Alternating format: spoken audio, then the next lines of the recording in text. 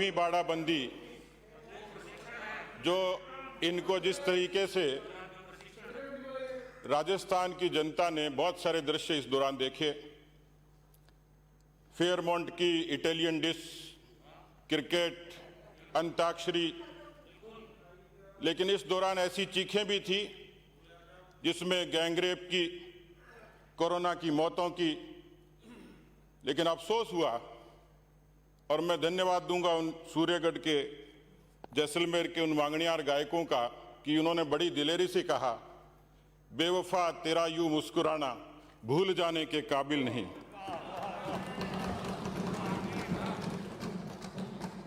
अध्यक्ष महोदय, यदि दुनिया के आंकड़ों पे नजर डालें तो शायद ये पहली सरकार होगी विश्व में जो लगभग 1 महीने से बात तो लोकतंत्र की और नैतिकता की कर रही थी, लेकिन सरकार बाड़े से चल रही थी कि नहीं रही थी वो तो ये आंकड़े बताएंगे। लेकिन जिस तरीके से वहां जो दृश्य राजस्थान की जनता ने देखा, मैं थोड़ा पीछे मुड़ना चाहूंगा। आप जब लोकतंत्र की बात करते हैं, जिस विचार से आते हैं, क्यों भूल जाते हैं कि इस देश में आर्टिकल 356 का दुरुपयोग पहली बार हिंदुस्तान की धरती पर हुआ तो इस विचार के कारण हुआ। यहां बहुत लोग बैठे हैं, लेकिन जो पीछे लोग बैठे हैं उनके पुरखे और पूर्वज और ऐसे बुजुर्ग लोग जो 1975 के आपातकाल में 90 महीने तक जिस जिल्लत का शिकार वो हुए, कैसे भूल जाएंगे? लोकतंत्र की बात करते करते 19 महीने की उस जेल की यातना को, उस पीड़ा को, आपके पाप धुल जाएंगे? आपको याद करना पड़ेगा, और जब तक पीड़ियां रहेंगी इस बात का जवाब हिंदुस्तान और राजस्थान की जनता आपसे मांगती रहेगी। आप दंभ भरते हो जनमत का। 2008 में भी यही दृश्य था और 18 में भी यही। राजस्थान का जुगाड़ मशहूर है और उस जुगाड़ के लिए जादूगर भी मशहूर है।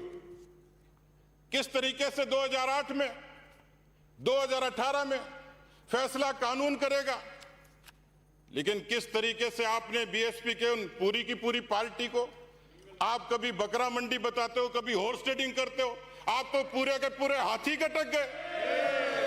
पूरे एलिफेंट ट्रेडिंग का कोई आविष्कारक है तो श्रीमान आप हैं। जिस तरीके से आपने राजस्थान की जनता को 2018 के चुनाव में जिन लोक लुभावन बातों के लिए बेचारे भोले भाले किसानों को क्या कहा था, आपके महान राष्ट्रीय नेता ने जालोर की उस सभा में यह कहा था, 10 गिनेंगे और राजस्थान के किसानों का कर्जा माफ कर देंगे, 1 2 3 4 5 6 7 8 9। लेकिन कहां गया? राजस्थान का वो किसान जवाब मांगेगा, आपसे जवाब मांगेगा। मैं निवेदन करना चाहता हूं माननीय अध्यक्ष महोदय कि 25 से भी ज्यादा ऐसे मामले, रोजगार के 25 भर्तियों के मामले अभी लंबित हैं, 4000 से भी ज्यादा कोर्ट में लंबित हैं। इन बेरोजगारों के राजस्थान की सड़कों पर बेरोजगार आपकी सरकार से जवाब मांगते हैं, जवाब नहीं आपके पास।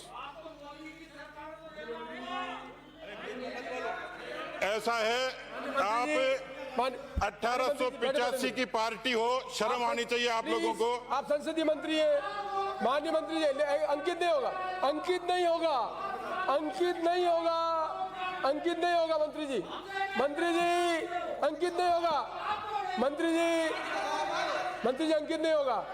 मैं I will not allow it ना, प्लीज। मलिंगा जी क्या हो गया? ये परंपराएं ठीक नहीं है। संसदीय मंत्री है, आपसे लोग आप अपेक्षा करते हैं कि संसदीय परंपराओं का आप पालन करेंगे।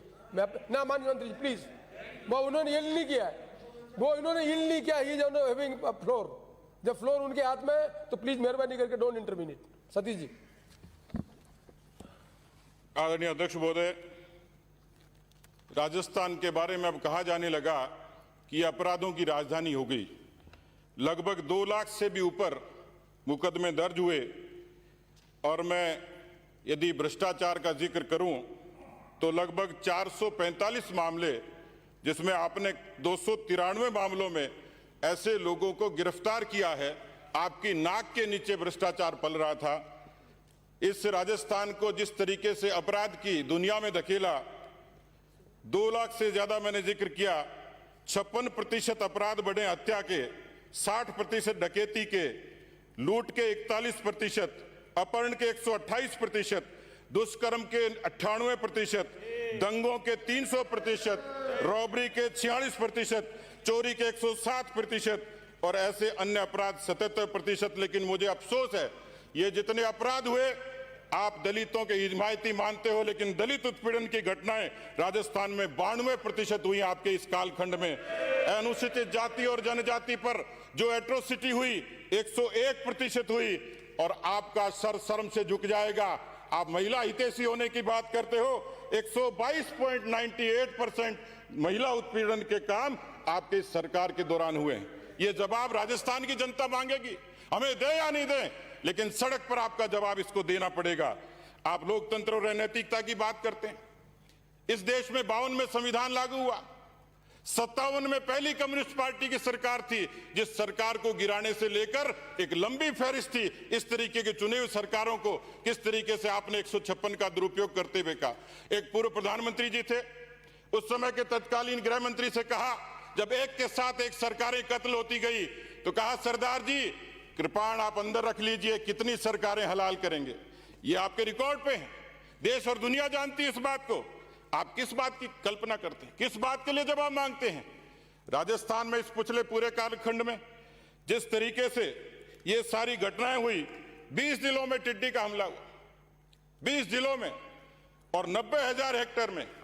और मैंने तो कहा भी, जब मुझे पता लगा कि किसी ने कहा कि सरकार अब फेयरमाउंट की बजाय जैसलमेर चली गई, तो जैसलमेर के आगे तो कोई जगह थी भी नहीं।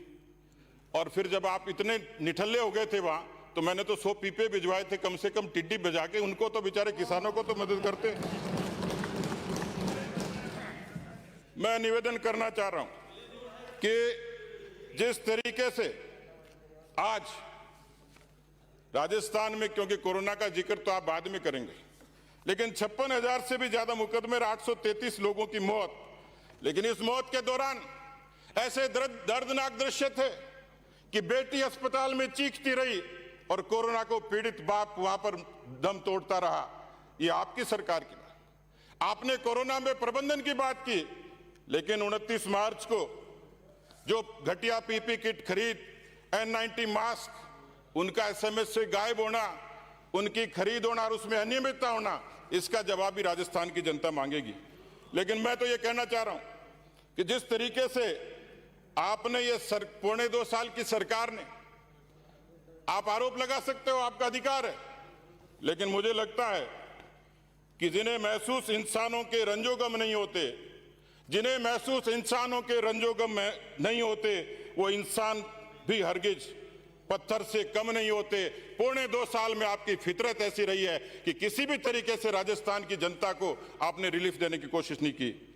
अभी आपने जिक्र तो खूब किया, सदन को इस्तेमाल इसलिए कर लिया कि अपनी भड़ास कहां निकालते, मन की बातें कहां निकालें, जरिया नहीं मिलता। मन की बातें कहां निकालें, जरिया नहीं मिलता। किसी से नजर नहीं मिलती, किसी से नजरिया नहीं मिलता। ऐसी सरकार को चला के करेंगे भी क्या? न तो नजर मिलती, न नजरिया मिलता। मैं आपको निवेदन करना चाह रहा हूं माननीय अध्यक्ष महोदय, प्रधानमंत्री जी पर, केवल गृह मंत्री जी पर और केवल भारतीय जनता पार्टी को आरोपित करके आप अपने पापों से छुप नहीं सकते, आप उन पापों को ढक नहीं सकते। इस तरीके के सहकारी संघवाद का नारा लेकर आप ही ने कहा था कि 8 करोड़ राजस्थान की जनता राजभवन को घेर लेगी। आपके पास जवाब है उस बात का, आप क्यों पलटे फिर? और इसी तरीके से आपने एसओजी, एसीबी को, राजस्थान की पुलिस को जिस तरीके से इंस्ट्रूमेंट के रूप में इस्तेमाल किया, यह आपका ही आदेश था, आपकी सरकार का। किस तरीके से आपने अपने लोगों पर भरोसा नहीं किया। यह 22 अप्रैल 2020 का कागज है। आपने दिल्ली में इंटेलिजेंस की यूनिट को स्थापित करने की बात की। इसका मतलब आपको अपने लोगों पर भरोसा नहीं था। और फिर यूटर्न पे यूटर्न, एसओजी की एफआईआर भी की और फिर एफआईआर भी लगा दी। आपने 124A के देशद्रोह का, राज्यद्रोह का मामला दर्ज किया, वापस भी ले लिया। लेकिन ये सरकार का इकबाल कहाँ है कि जिस अपराधी को, जिस कथित विधायक को एसीबी के जरिए पुलिस ढूंढ रही थी, वो गृह मंत्री के यहाँ दूसरे दिन चाय पी रहा था। ये न्याय था क्या आपका? बताइए। गृह मंत्री के नाते आप उसी अपराधी को आप नोटिस चस्पा करते हो, एसओजी को पीछे करते हो, एसीबी पीछे लगाते हो, लेकिन बड़े प्यार से कॉफी पिलाते हो उसी अपराधी को। आपने कैसी कौन सी अदालत स्थापित कर ली? बिना जांच के, बिना तरकीब के। लेकिन मुझे लगता है ये सरकार, मौजूदा सरकार किसी भी तरीके से राजस्थान की या संख्या सिर गिना सकते हैं और लोकतंत्र की प्रक्रिया परंपरा है, लेकिन मुझे लगता है कि इससे पहले आपको अपने गिरेबान में झांकने की आवश्यकता है। आप पूरे देश पर राज करते थे, 1885 की आपकी पार्टी है। आपको दर्द यह है कि आप केवल 3.5 प्रदेशों में सिमट के रह गए। पूरे देश पे राज करते थे, कश्मीर से कन्याकुमारी तक। क्यों हिंदुस्तान की जनता ने नकार दिया? क्या इसके लिए मोदी जी दोषी हैं? आपके अपने दल के लोग आपको छोड़ के चले गए। 1939 में सुभाष चंद्र बोस ने जब छोड़ा होगा तो क्या बीजेपी ने उनको कहा होगा? एक लंबी फहरिस्त है और आज भी वो सब छत्रप बैठे हैं। शरद पवार से लेकर ममता बनर्जी तक आपकी अपनी पार्टी के थे।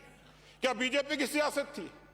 लेकिन मैं ये कहना चाह रहा हूं, आपको तकलीफ ये है कि विचार के नाते, व्यवहार के नाते आज कांग्रेस पार्टी का विचार ये भ्रष्टाचार का विचार है, ये राष्ट्रवाद के खिलाफ का विचार है, ये बेरोजगारों को दमन करने का विचार है, ये किसानों को झूठ बोलने का विचार है। इसलिए इस सरकार को, ऐसी नकारा और निकम्मी सरकार को सत्ता पर रहने का कोई हक नहीं है। बहुत बहुत धन्यवाद।